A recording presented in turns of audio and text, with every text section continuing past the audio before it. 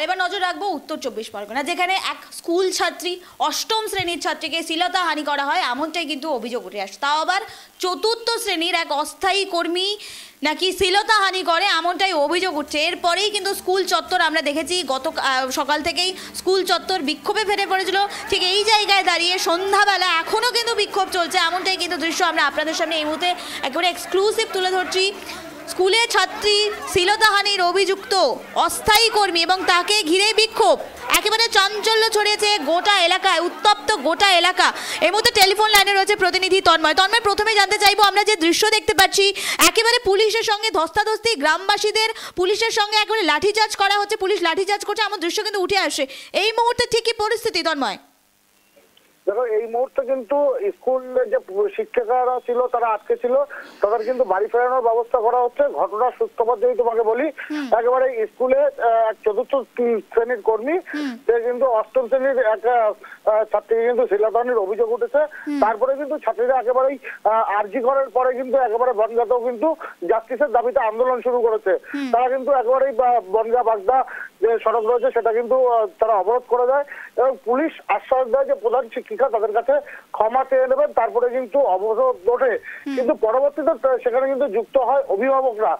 অভিভাবকরা যখন যুক্ত হয় তখন কিন্তু এই আন্দোলন আরো দীর্ঘতর হয় এবং পরবর্তীতে আন্দোলন কিন্তু বিক্ষোভে পরিণত হয় এবং বিক্ষোভ দেখাতে থাকে এবং এক প্রকার পুলিশের পক্ষ থেকে কিন্তু বনগাঁ সাব ডিভিশনের পুলিশ প্রশাসনের পক্ষ থেকে কিন্তু বিক্ষোভকারীদের হঠাৎ কিন্তু হিমশিম খেতে হয়, একেবারেই লাঠিচার্জ করা হয় অভিভাবকদের উপরে এবং পাল্টা ইট বৃষ্টি করা হয় অভিভাবকরা পুলিশদের উপরে।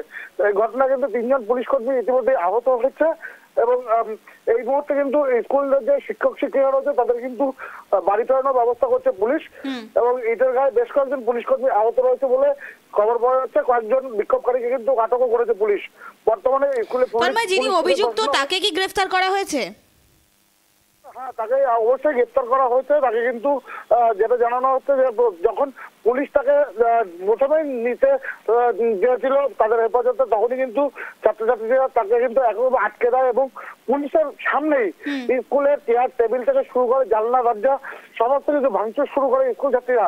তাদের যেটা মেন দাবি ছিল যে এই যে চতুর্থ শ্রেণীর কর্মী যিনি রয়েছে প্রায়শই কিন্তু ছাত্রীদের উপরে কিন্তু কুনজরে তাকায় এবং তাদের কিন্তু খারাপ দৃষ্টিতে দেখে। এছাড়াও তাদের উপরে একাধিক সময় কিন্তু এরকম অত্যাচারের শিকার হতে হয় ছাত্রীদের এবং ছাত্রীদের যেটা মূলত দাবি রয়েছে যে যেহেতু গার্লস স্কুল রয়েছে সেখানে কেন পুরুষ কর্মচারী থাকবে, এটা নিয়েও কিন্তু একটা অভিযোগ রয়েছে ছাত্রীদের।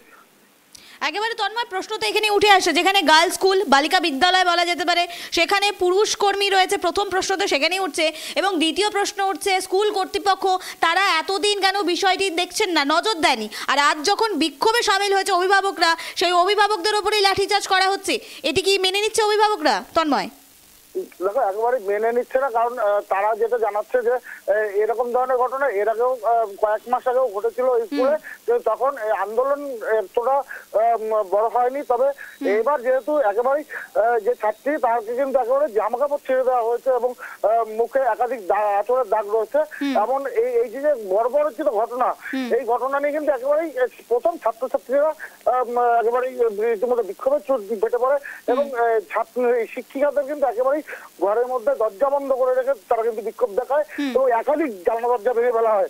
কারণ তারা যেটা জানাচ্ছে যে যদি এখন প্রতিবাদ না করা হয় পরবর্তীতে কিন্তু এই যে অত্যাচার, এই অত্যাচার কিন্তু দিন দিন বাড়তে থাকবে এবং তারা কিন্তু জাস্টিসের দাবিতে পুলিশের সামনেই একেবারে স্কুল চত্বরে প্রথম বিক্ষোভ দেখায় এবং পরবর্তীতে তারা কিন্তু বনগাঁ বাগদা যে রোড রয়েছে সেখানে কিন্তু তারা দীর্ঘক্ষণ বিক্ষোভ দেখানোর পর পুলিশের আশ্বাসে কিন্তু তারা বিক্ষোভ তুলে নিলেও পরবর্তীতে সেই বিক্ষোভে অভিভাবকরা সামিল হয়েছে এবং অভিভাবকরা সামিল হতেই কিন্তু দেখা যায় যে পুলিশের উপরে ইট বৃষ্টি শুরু হয়। সেই ইট বৃষ্টি থেকে কিন্তু পুলিশ একেবারেই অভিভাবকদের উপরে লাঠিচার্জ করে এবং শুধু অভিভাবকরা নয়, তারপরে কিন্তু চলে আসে একেবারে গ্রামবাসীরা, ওই এলাকার যত এলাকাবাসী রয়েছে প্রত্যেকেই কিন্তু আসে এবং যে পুলিশের উপরে এক প্রকার ক্ষোভ দেখাতে শুরু করে এবং পরবর্তীতে কিন্তু সেই তার জেরে কিন্তু পুলিশের পক্ষ থেকে লাঠিচার্জ করা হয়। লাঠিচার্জের পরে এখন কিন্তু এই মুহূর্তে কিন্তু ছত্রভঙ্গ করা গেছে সবাইকে এবং স্কুল যারা শিক্ষিকা রয়েছে তাদের কিন্তু ঘরে ফেরানোর ব্যবস্থা করা হয়েছে এবং বর্তমানে স্কুল চত্বর কিন্তু আন্দোলন মুক্ত রয়েছে এবং রাস্তা অবরোধ সেটাও কিন্তু মুক্ত হয়েছে। এমনটা বললে শিক্ষিকাদের যেভাবে বন্দি করে রাখা হয়েছিল স্কুলের ভেতর, সেটা যদিও কখনো আইনগত নয়, সেটা যদিও মেনে নেওয়া যায় না, কিন্তু এভাবে অভিভাবকদের উপরে এভাবে লাঠিচার্জ এটি তো মেনে নেওয়া যাচ্ছে না। কারণ যখন এক ছাত্রী তাকে যখন শ্লীলতাহানি করা হলো এবং অন্যান্য ছাত্রীরা যখন তার প্রতিবাদ করলো, সেই প্রতিবাদ সেই কণ্ঠকে কি এবার চাপিয়ে দেওয়া হচ্ছে বা দাবিয়ে দেওয়া হচ্ছে প্রশাসনের পক্ষ থেকে? কারণ এই তো ছবি স্পষ্ট, যেখানে অভিভাবকদের উপরে লাঠিচার্জ করা হচ্ছে। কি বলবে তন্ময়? দেখো একেবারে যেটা ছাত্রছাত্রীদের মূলত দাবি ছিল যে যে অভিযুক্ত তাকে দৃষ্টান্তমূলক শাস্তি দিতে হবে এবং যেহেতু তিনি একজন পুরুষ রয়েছেন স্কুলে, তাকে কিন্তু স্কুলে রাখা যাবে না, এমনই কিন্তু দাবি ছিল ছাত্রছাত্রীদের। কিন্তু প্রধান শিক্ষিকা ছাত্রীদের সঙ্গে প্রথম কোঅপারেট না করে তারা প্রধান শিক্ষিকা বলেন যে এই যে ঘটনা ঘটেছে তার কোনো প্রমাণ আছে কিনা এটা ছাত্রীদের কাছে জানতে চায়।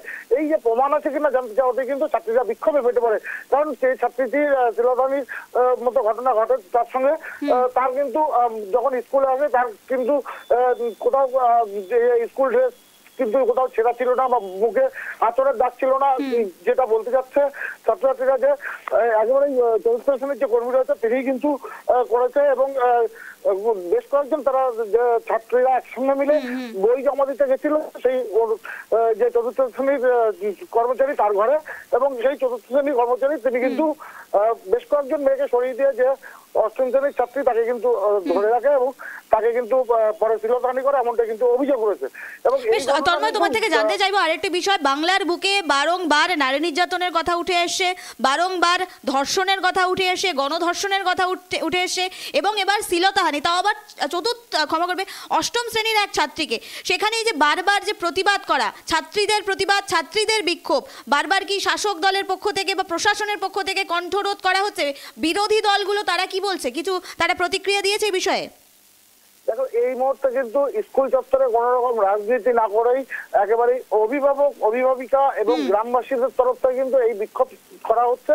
এবং আমরা যেটা আরজিকরের পক্ষ থেকে দেখেছিলাম বিভিন্ন সময় বিরোধী দলগুলো যারা রাজ্যের বিরোধী দলগুলো যারা রয়েছে তারা কিন্তু জাস্টিসের দাবিতে পথে নেমেছিল।